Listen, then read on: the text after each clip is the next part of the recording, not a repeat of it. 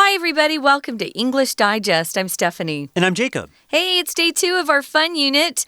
We're learning about some really cute idioms. Seafood idioms, idioms that have something to do with the sea. And today, we've got a few more to share with you. We're going to get started, as we always do, guys, by reading through day 2. Stay tuned.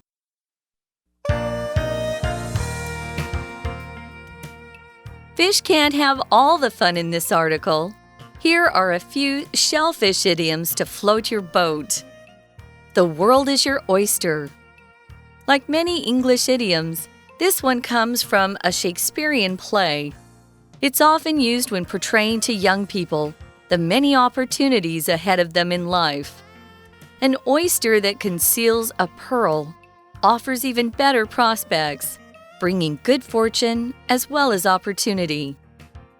As happy as a clam. This phrase has been shortened from as happy as a clam at high water, and its initial use was in the 1800s. The high waters refer to the high tides that shelter clams from fishermen. It's only at low tide that fishermen can dig for clams, so as long as they're underwater, they're happy. Nowadays, as happy as a clam is used to show that someone is absolutely content with their situation. Clam up. Anyone who's ever tried to pry open a clam knows how impossible it is. This survival tactic keeps clams safe when threatened. A similar effect may take place when a suspect is being grilled by detectives.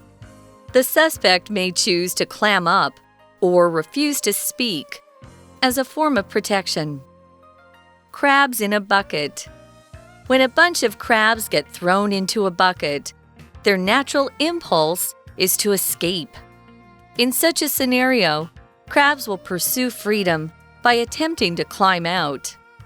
The crabs at the bottom then pull at others' legs, hauling the climbers back down.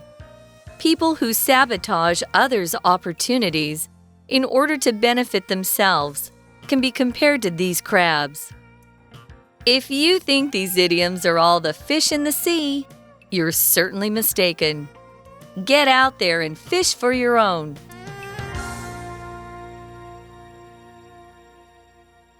Hi, welcome back. We are talking about seafood idioms fresh off the boat, and now we have some shellfish idioms to talk about.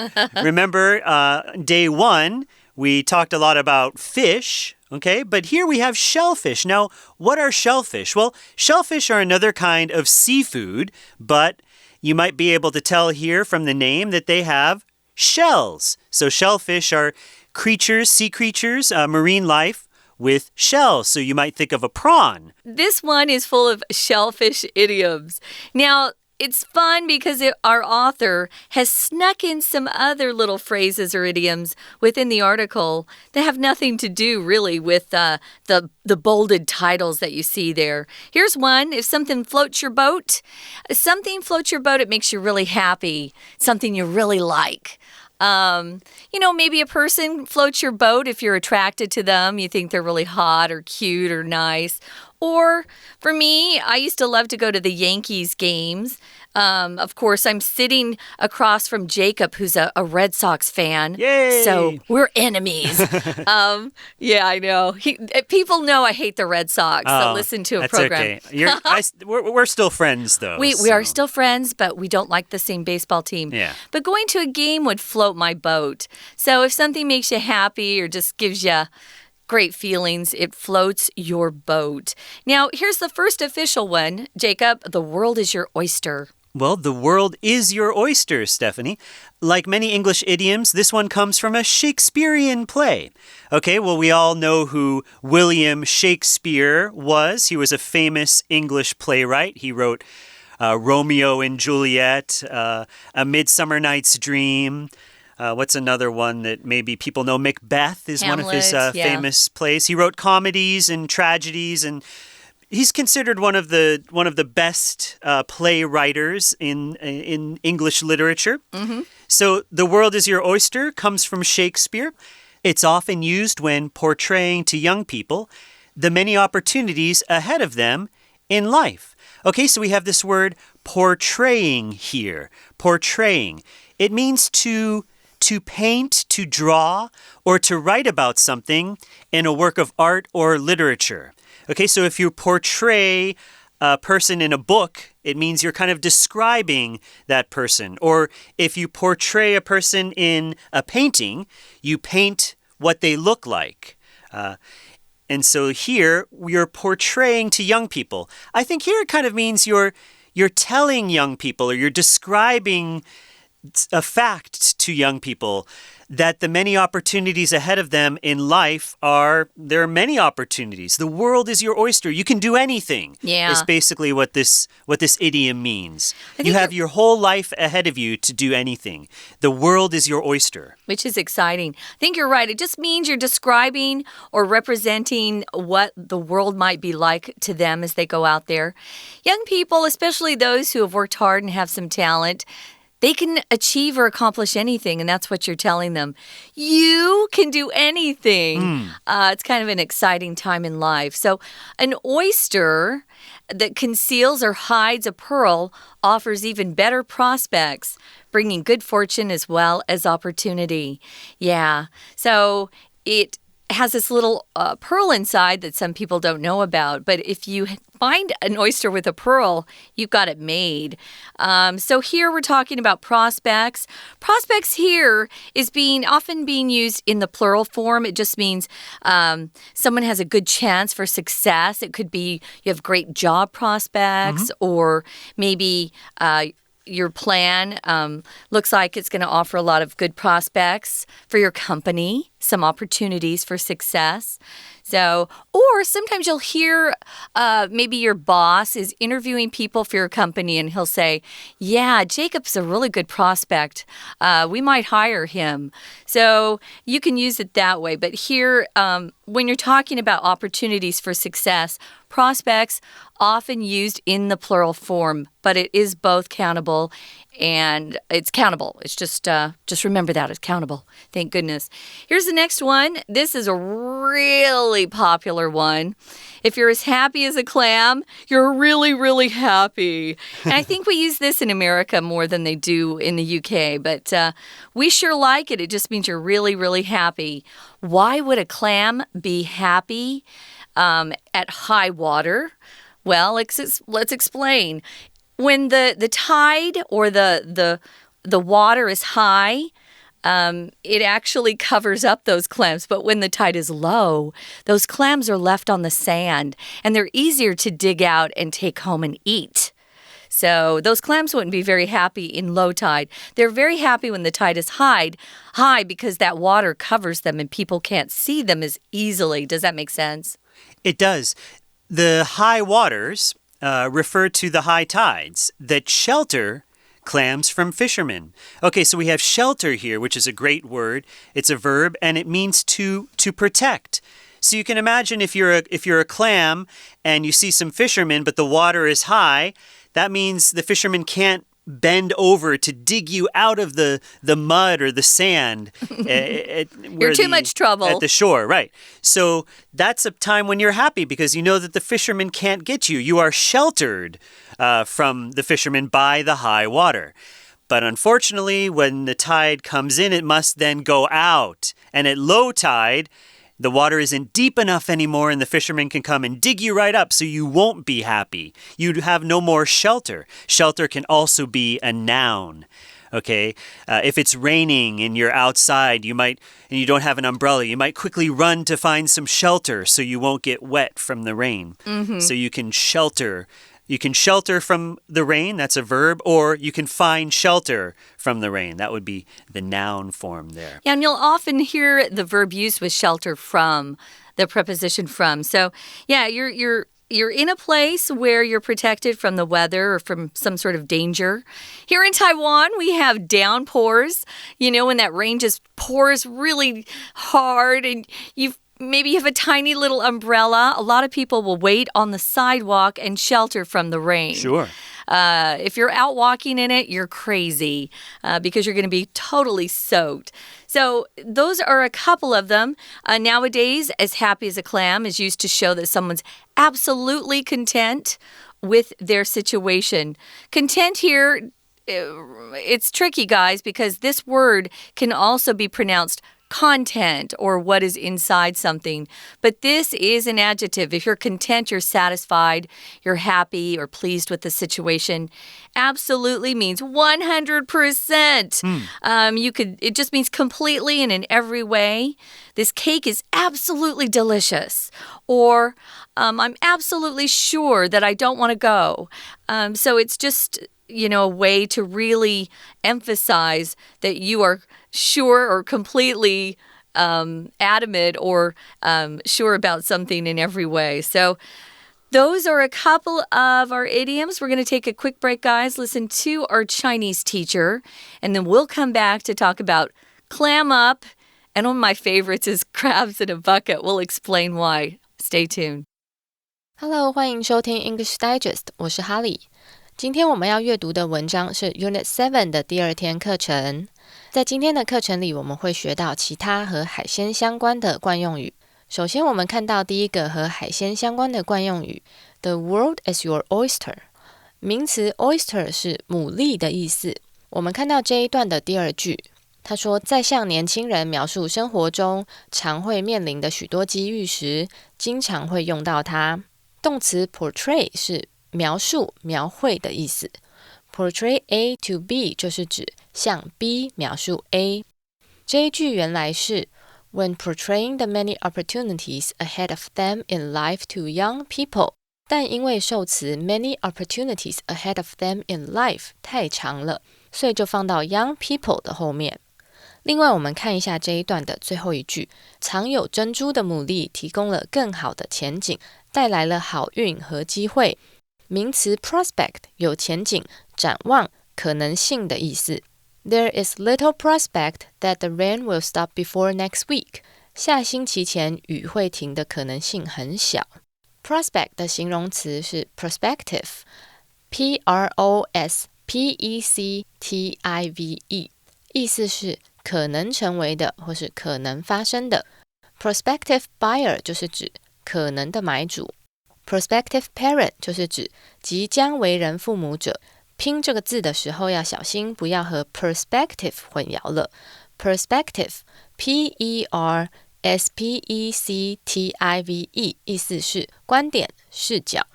片语 from somebody's perspective 就是指从某人的观点看来。我们来造一个句子。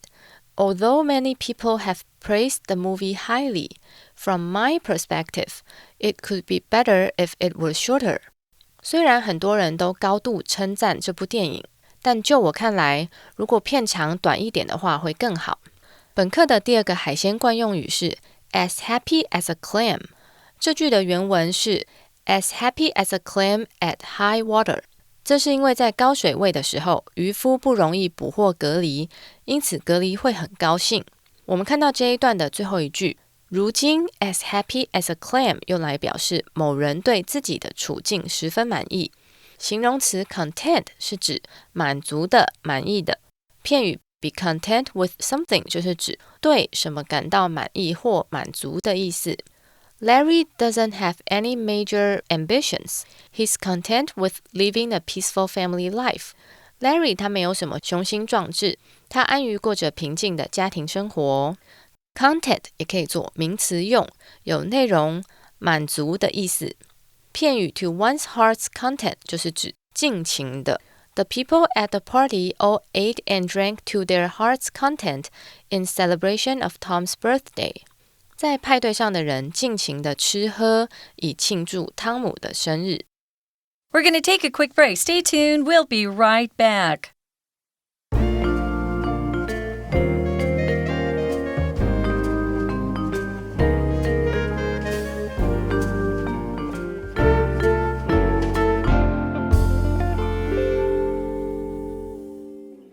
Welcome back, guys. We hope you enjoyed listening to more from our Chinese teacher, who always has a lot to share. We're talking about seafood idioms, and today we're focusing more on some shellfish idioms that will float your boat or make you happy. They're kind of fun. The first one is, the world is your oyster. We use it a lot to tell someone, wow, you have so much potential, and it looks like you're going to have a good chance for a lot of success in your future. I would say this phrase is used a lot for recent graduates, Yeah. They have their degree, and they're all full of hope, and, they think that they're going to accomplish, whatever. My dad's favorite phrase growing up was, let's conquer the world. We're going to be successful. Kids, get up. Let's go. Let's work hard. So the world is your oyster. What's the next one that we were talking about, Jacob? Then we talked about as happy as a clam. And that means you're just very happy because if you're a clam and you're in the high water at high tide, it means the fishermen can't come and dig you out and eat you or sell you and eat you. But then when it's low tide, you're in trouble. So you want to be as happy as a clam at high tide. And now we say as happy as a clam just to mean that you're very happy. You're very content. Yeah, we've actually shortened it, guys. You don't have to learn as happy as a clam at high tide.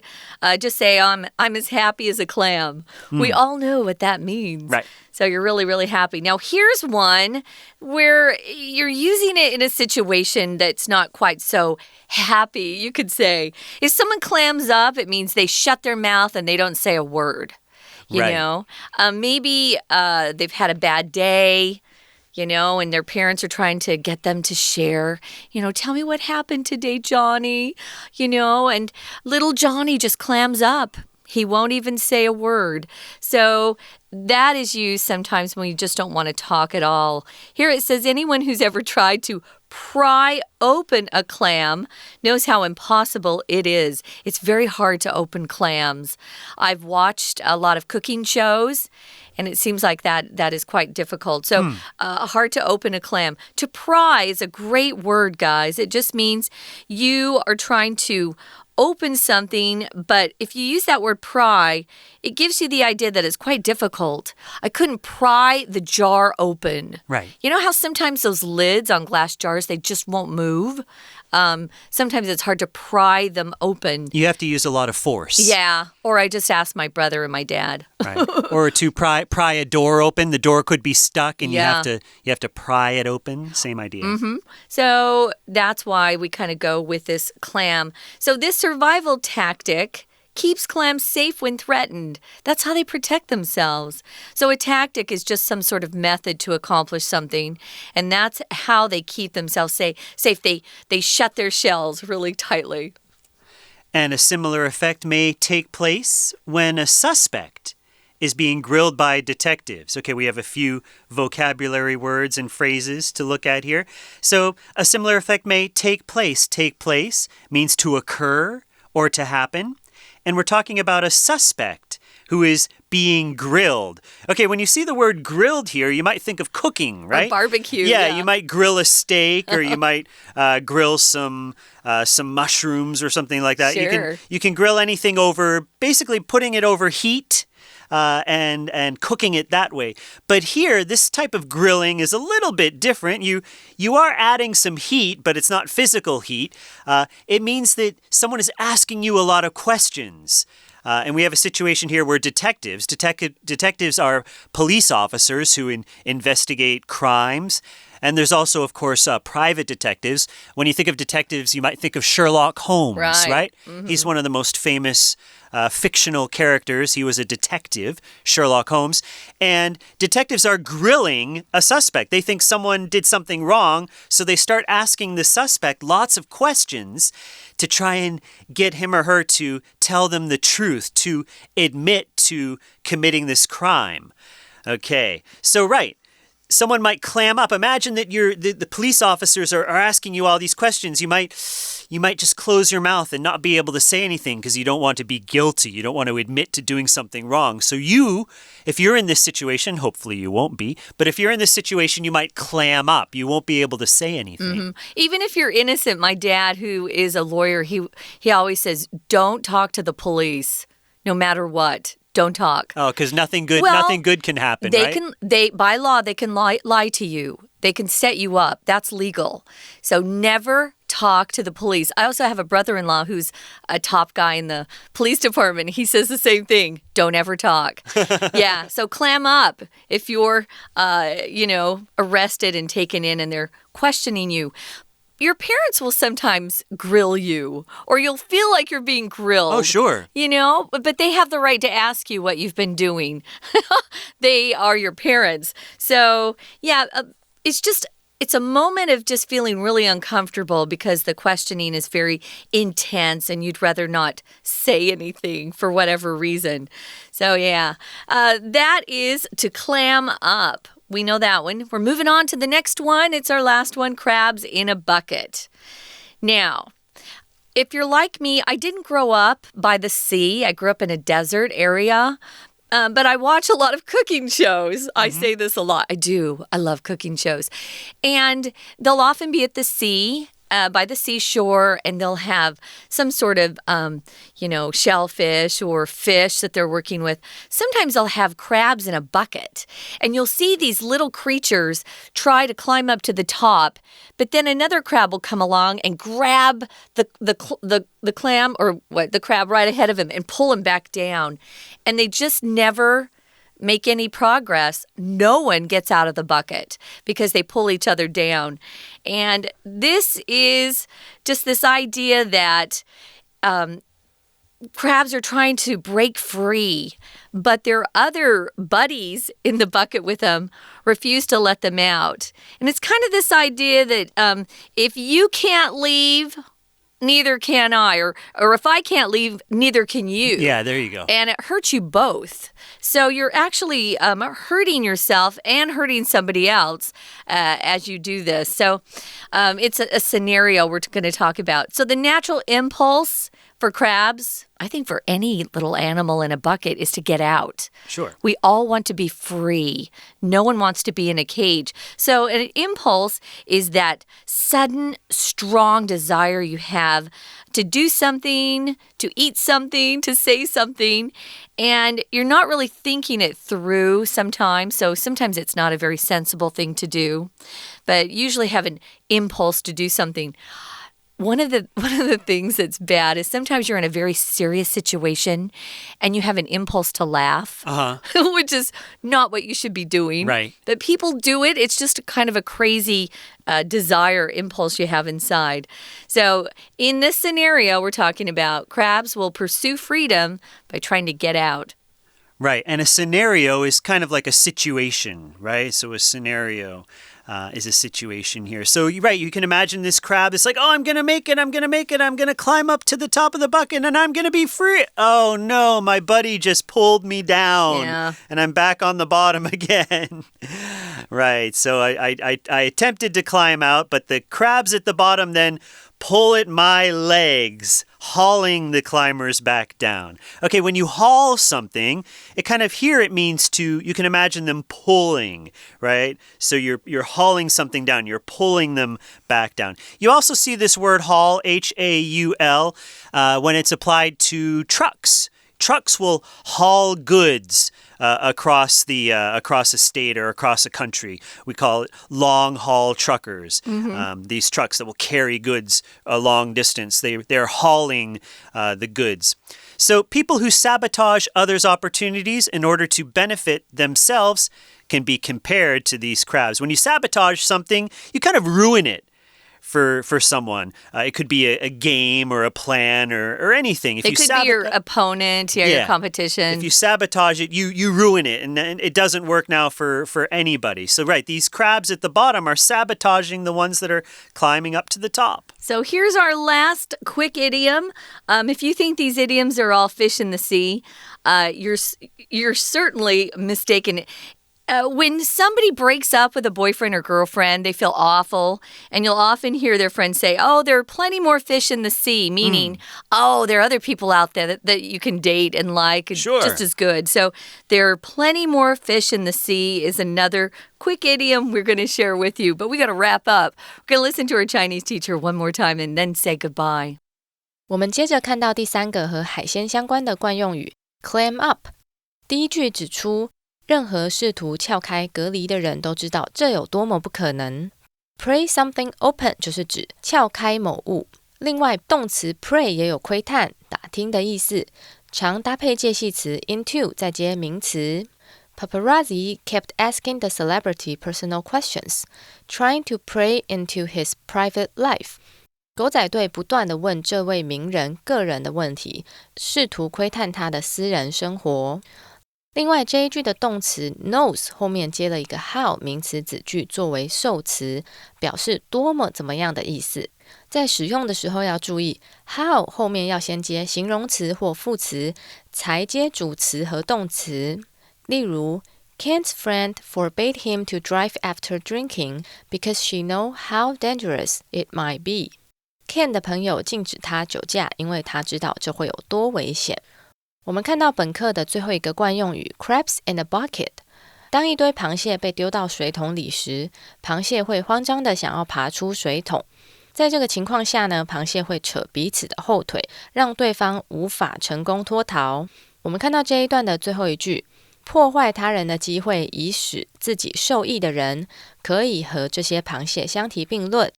动词 sabotage 是指 doing things to stop somebody from achieving something， 也就是蓄意破坏或妨害的意思。我们来造一个句子。Judy's ex-husband tried to sabotage her wedding by setting fire to the venue. Judy 的前夫试着在她的结婚场地纵火，来破坏她的婚礼。以上就是今天的课程，谢謝大家收聽。We hope you've enjoyed learning some of these seafood idioms, guys. We had a fun time just reviewing them and, remembering how we use them. We hope you'll join us for our next program. For English Digest, I'm Stephanie. And I'm Jacob. Bye. Bye.